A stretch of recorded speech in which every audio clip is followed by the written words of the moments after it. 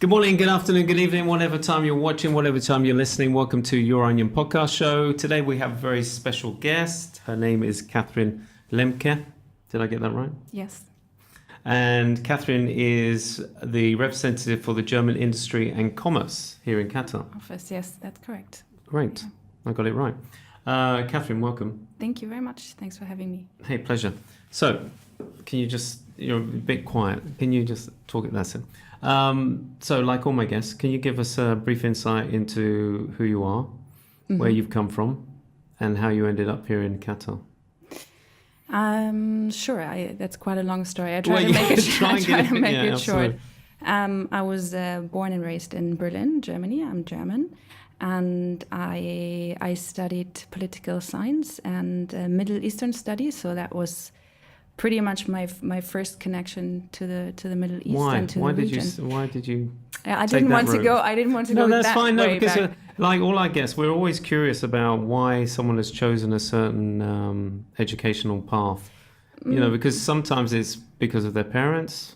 Sometimes it's Actually, there was no link like family-wise to the region or anything. I was just curious about. I've always been curious, I guess, about different cultures, about different languages, and so I just ended up studying Middle Eastern studies. And I really enjoyed it. And during my studies, obviously, I visited a lot of these countries, Middle Eastern countries. I went to. So you hadn't been to the Middle East before you took your studies, or you had? Before I took my studies, no. I haven't. I didn't. Wow. No. Yeah. The first time I spent, I went to the Middle East was really during my studies for a language course, for an Arabic course to Lebanon. That was because we also had to learn Arabic in university. I had this lovely Lebanese professor, and he arranged an exchange program for us. So that was really the first experience that I had with the Middle East. Although, I mean, knowing what I know now, Lebanon is... It's quite. I already said it's like Middle East light. It's like Europe, but with like better Paris, food and absolutely. So. And what was your impression when you first traveled to the Middle East? No, I really enjoyed it. I mean, we had a good time. We were a group of students, obviously, so everything was. We just had a lot of fun. And after that, when you graduated? And after that, I graduated. I was trying to go a different path. I worked for a radio station during my studies. Oh, well, this should be but I was a producer. Oh, okay. So you were. Yeah, and so this is the path that I wanted to take. I wanted to go into journalism, but. For many reasons, it didn't work out. I went back to Berlin. I worked for a big private broadcasting station for the economics department and as an editor as well.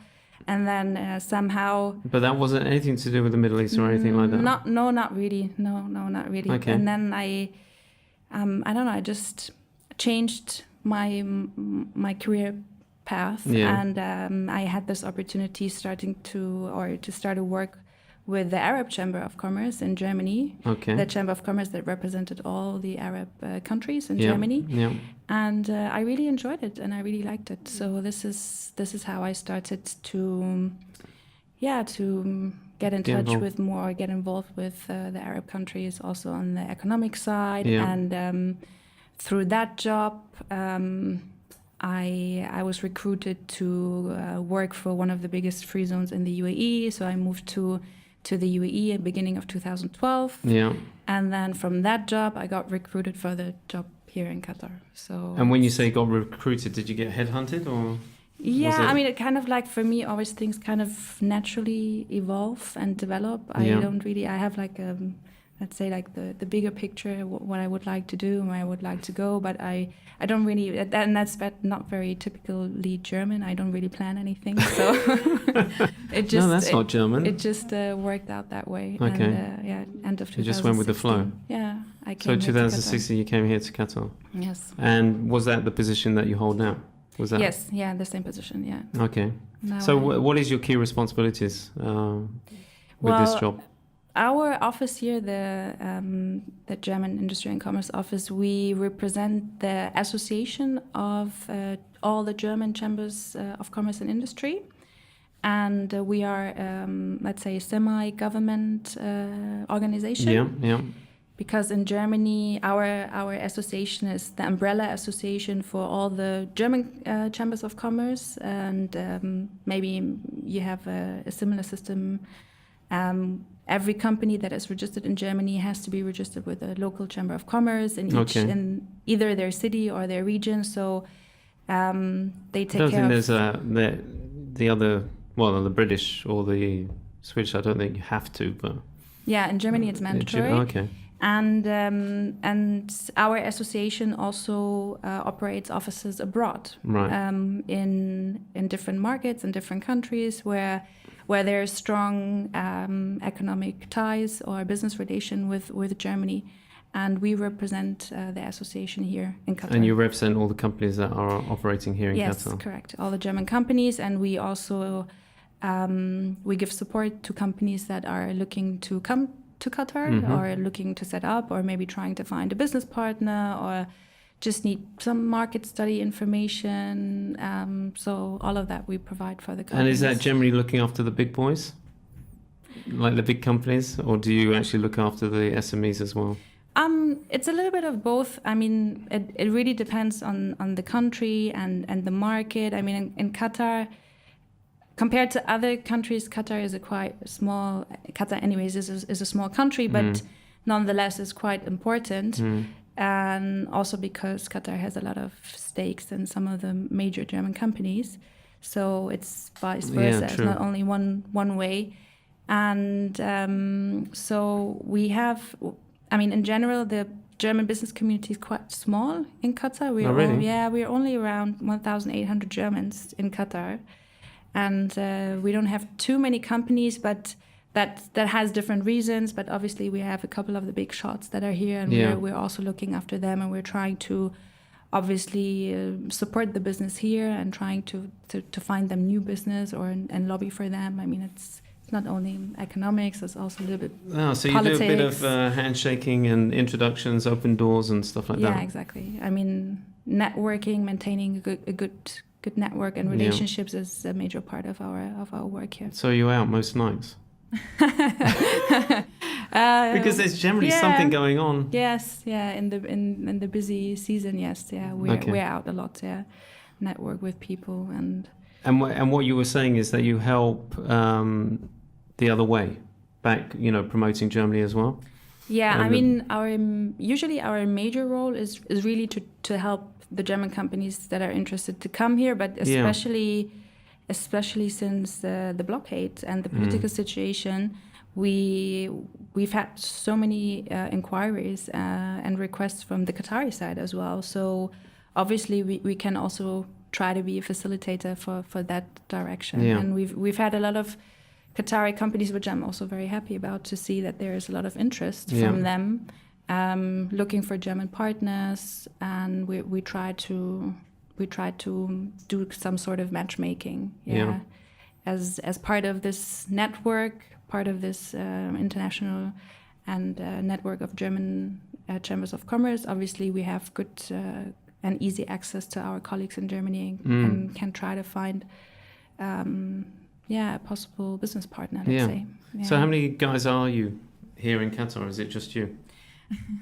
It's me and my colleague. The office used to be bigger, actually, 2.5 years ago, but it's tough. It's been tough since 2016, even for the German government. You can say it as it is. So I mean, generally it's me and my colleague. We're here based here permanently, and then for the busy seasons when we have a lot of events, because we also organize events. We take freelancers on board to support us. Okay. And do you work closely with the other Chamber of Commerce from different countries? Because you are part of Europe. Yes, definitely. Yeah. I mean, anyways, and for us, the geographical aspect doesn't really matter. But Qatar is a small market, and we all have to support each other. So yes, we work very closely with our colleagues from the British Chamber, from the American Chamber, from the Italian Chamber. Yeah. And how is business in regards to, because I heard that, Germany's kind of struggling, at home. Is it? Economically, yeah, you mean? Economically, yeah. Well, most countries are. I was just listening to Radio 5 Live this morning. So that's the British point of view. Yeah, the British point of view, yeah. Well, I suppose they have to throw that out just to make themselves feel better. Yeah, look better. Try to cover up all the Brexit. Absolutely. Yeah. Let's not talk about Brexit. Okay, it's a you brought it up. No, I asked how business was back in. Actually, business is very good. I mean, to be honest, that's actually one of the main reasons at the moment why we don't get as much feedback as we wish from German companies, because literally a lot of them tell us, generally we are interested, but we don't have any capabilities or capacity, because our books are full and we're doing very well. So that's a good thing. And so I think we're doing pretty good. Yeah. Okay. Well, what kind of industries do you find are interesting coming over here to Qatar? Do you find is it mainly just to support the oil and gas, or is it? It's a lot technical? Obviously it's a lot of energy sector related companies. Yeah. And construction companies, construction material, machineries, are coming a lot from Germany. I mean, that's what I call like the traditional sectors. Yeah. And I mean, we have big companies like Siemens, for example. They have been active in Qatar for many, many years, and they're in the energy and also mobility sector. So they're doing a lot of things, a lot of projects in these sectors, but recently, and this also has to do with Qatar being a little bit more, let's say, proactive and trying to diversify the economy. I feel there's a lot of potential also in the IT sector. So we're trying to promote this sector now in Germany for Qatar. Everything that has to do with digitalization of the industries, they're very strong in that. They develop a couple of programs. And also startups. Now there's a lot of accelerator programs. So we're trying to tap into these and see what are the possibilities. Aside from, let's say, what I call these traditional sectors, such as the construction industry, etc. What about tourism? Because they really pushed tourism over the last couple of years. Yeah, they try hard. Yeah. We have a couple of cruise ships now coming in. We have a German cruise ship now coming in, so calling to a few Doha. more Germans on the streets. Oh yeah, I do see them actually. Oh really? Yeah. You can't. Is that a bit weird when you're? What are you saying? Yeah. What are you saying, Kathrin? Nothing. Yeah. It's. I think, but tourism, I think, is still difficult as a sector to develop. But anyways, I mean, Qatar is also. They're exhibiting every year in ITB, for example, which is the biggest tourism fair in the world, and held in Berlin. Yeah. Now in March, I think. Yeah. Health sector, are they? Health sector also, but not that much. No. Pharmaceuticals a little bit. It's like here and there are some companies, but Qatar is still very project-driven market. A lot of the companies come in for a certain project, and maybe sometimes just as a subcontractor to a bigger contractor, or just as a supplier for some material or for some products, for machineries, and then they if they don't have any follow-up projects, then they usually leave again, because Qatar is quite expensive to operate an office here permanently if you don't have a lot of projects. Yeah. And I think that's the case for most of the companies, not only for German companies. Very true. What's your take on the free zones that are going to pop up? And you're only laughing because we had a conversation earlier. Yes. Because you come from that background, so it'd be great to get your insight into how you see that moving forward. Okay. I think in general or let's put it this way. In general, since the blockade, I feel like a lot of things happened that are good for the country. Kind of acted as a catalyst, let's say, to really push for some of the reforms that they have been trying to do for many years, because a lot of these ideas have been, you've heard about them, but nothing really happened. Now I feel like since these 2 years, let's say, really a lot of things have changed, and we see so much positive development to make it really more easy, let's say, for foreign companies to come in and set up shop and really be active here. And have German companies heard about the free zone? Have they been inquiring? It's not specifically about the free zone, but obviously we have more inquiries now in general, and then German companies would ask, what are the opportunities? How can I set up here? And then we would give them the different options and tell them, okay, if how do you do that? Do you because there are the options. You've got QFC, you've got Qatari sponsor, and then you've got soon you'll have the Qatari free zone. So it really depends on the activity, I mean, there's no right or wrong. No right or wrong, yeah. I mean, it depends on what the company really is trying to do in Qatar, and according to that, we give our recommendations, but we are also not the ones who take the final decision, obviously. No, you just have to give them all the facts, exactly. So, I mean, the free zone is I think, a good option for some of the companies that want to have maybe a distribution center in Qatar and then re-export or trade from here. But still, I mean, things are not quite clear. So not at the moment. Yeah. Yeah, not at the moment. So we'll have to see.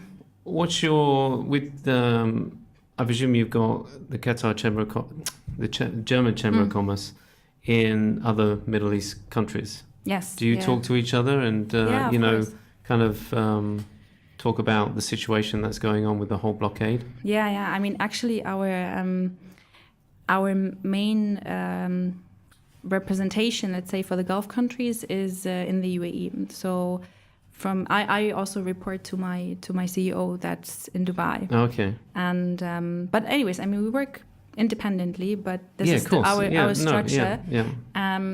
Like our companies, let's say. I mean, most of our companies had their Middle Eastern headquarters, let's say, or regional headquarters in the UAE, and we're operating different markets from there. So our main office is in Dubai. We actually have two offices. We have one in Dubai and one in Abu Dhabi, and then we have the one here. I have a colleague in Kuwait. I have a colleague in Oman, and Iraq also belongs to our jurisdiction. And then we have another colleague that's only responsible for Saudi Arabia and for Bahrain, because this is the biggest market in the GCC, obviously. Okay. So yeah, of course we talk to each other, and it's been quite worrying, to be honest. I think for Qatar, it was, like I said, it was a boost. It was a positive, absolutely, more or less.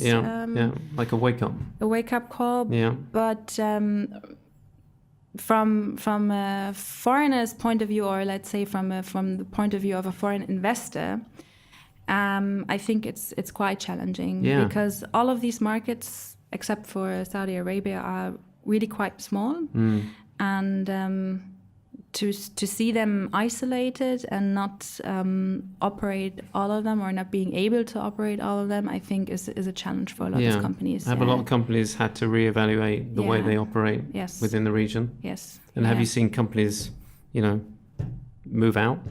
From Qatar? No, just in general in the Middle East. Yeah, actually we have, but it's it's kind of like a dynamic process. There's always companies coming, there's always companies leaving. Of course.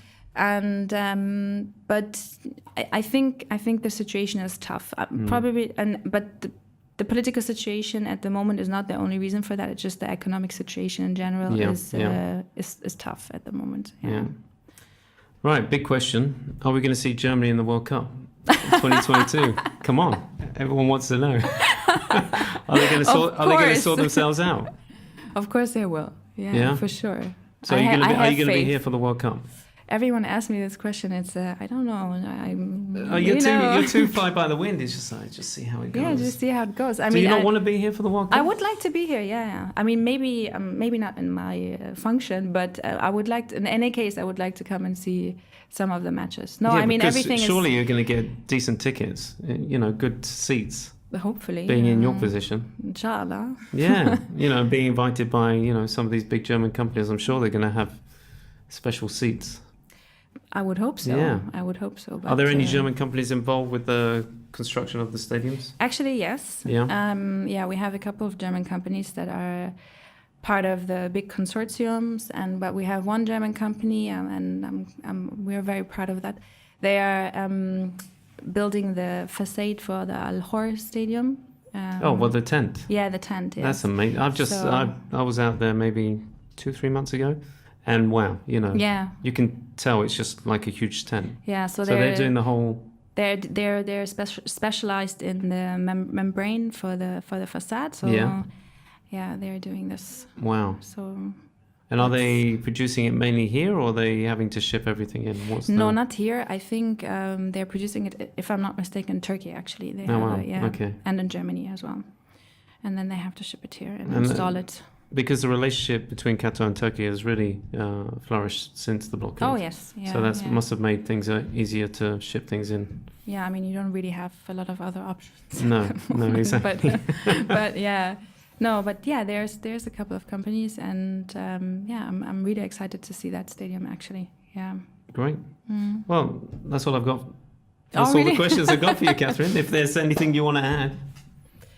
I don't know. Is anything coming up in the near future that people can go to on the business sense that you want to promote? Yes, we have actually next week. I mean, I'm flying to Germany next week. We have a government meeting between our ministries of economies, and we have a small business forum, and a couple of Qatari entities are joining us as well. I'm very excited about this. And we also have next week on the 20th of February, we have a speed networking event together. That's actually organized by our colleagues from now I have to try to get it right, from CANSBA, from the Australian and New Zealand Business they're always Council. Doing a speed networking type. Yes. And it's just with the Germans? No, it's not only with the Germans. It's also, if I'm not mistaken, with our French colleagues and with the Americans as well. And I think the Spanish are on board as well. So, yeah, this is always a fun event. So actually, there is one question because I had is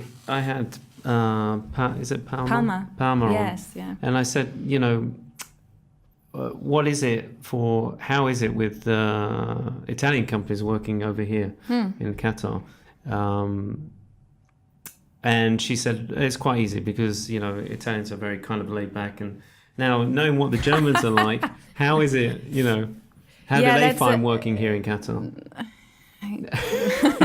No, she's thinking. It's funny because we had me and my colleague we had lunch earlier this week, and Palma and me actually we have our offices on the same floor, so we also work together very closely, and I don't know. Do you know this? La Cucina restaurant in Marriott Hotel? Yeah, we had the chef on last week. Yeah. Okay. See, I love his food. Yeah. But they changed the business lunch concept. Oh, really? Which I don't like. Because now everything comes together on one plate. Ah. And it's like the bento box in exactly. in the intercom. Oh, exactly. So they give you some. So I didn't quite find that convenient. Anyway, so we talked to the restaurant manager, and then the chef comes up, and we told him, we don't really appreciate this new concept, and we really would like, if we bring business partners. And he was like. He was like, no problem, no problem. We can change. We can do whatever you want. And then after he'd left, my colleague would say, you see, and this is why the Italians are more successful than the Germans, because they are so flexible. Yeah. And this is our problem, actually. Yeah. We tend to be not that flexible. Yeah, you're very... although you were late coming to today's podcast. Which I thought was very unusual. I thought she was German. It's because I just had a meeting before that, and I was trying to. And I've been living in the Middle East for quite some time, so I'm trying to. That's no excuse. I always say, don't be influenced by where you live. You should keep your principles. That's true. Okay. I'm sorry. So they find it time. hard. They find it hard. It depends. You know, I mean, some of the companies, obviously, they have a lot of Middle East experience, and so they know and they can adapt. But then sometimes we find that companies that have no experience at all, and they try to come, especially to this market and to this region, it can be quite. But that's your job as well, isn't it? To kind of educate the clients as well to know what to expect. Exactly. Yeah. We try to manage expectations and try to also give them a little bit of background on cultural things and how the working mentality is here compared to Germany. Yeah. And some are more capable of adapting to it, and others, I can imagine. Yeah. Others take more time. Like all countries. Yeah. All people. Great. Thank you, Kathrin. You're welcome. Thanks for coming on, and please come back at any time if you've got anything to promote or let the community know. Yeah, we have the Back to Business actually. We do have the what is that? Because that's quite short after the last one. Yeah, but that hasn't happened before. Where I'm not so sure. I think there used to be a winter edition of this. Yeah, but then for a couple of years maybe we didn't do it. I'm not so. So you feel the chamber of the different countries feel there is a need to network and it's just I think because we feel like there's going to be a longer summer break than usual because Ramadan is coming up very early in May, beginning of May, and then we have quite a long summer break. No, exactly. So we thought maybe it's a good idea to do like a big gathering and networking event before. No, I love Back to Business. It's a great way to meet different nationalities and different businesses that you meet. But I'm always frustrated because they never have a media badge. We're always the other. I'll tell Palmer to create a media one or media another. There's other, I think. No, there is other. That's what we're always classed as. Yeah. We're always the other. Oh no. There's always the other industries, but then we're just the other.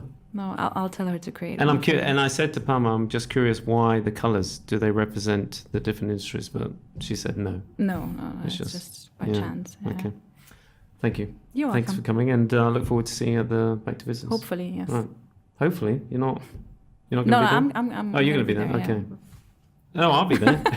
Okay, so see you then. All right, cool. Thank you very much. You're welcome. Thank you, guys, and we'll look forward to seeing you next week. Take care. Bye-bye.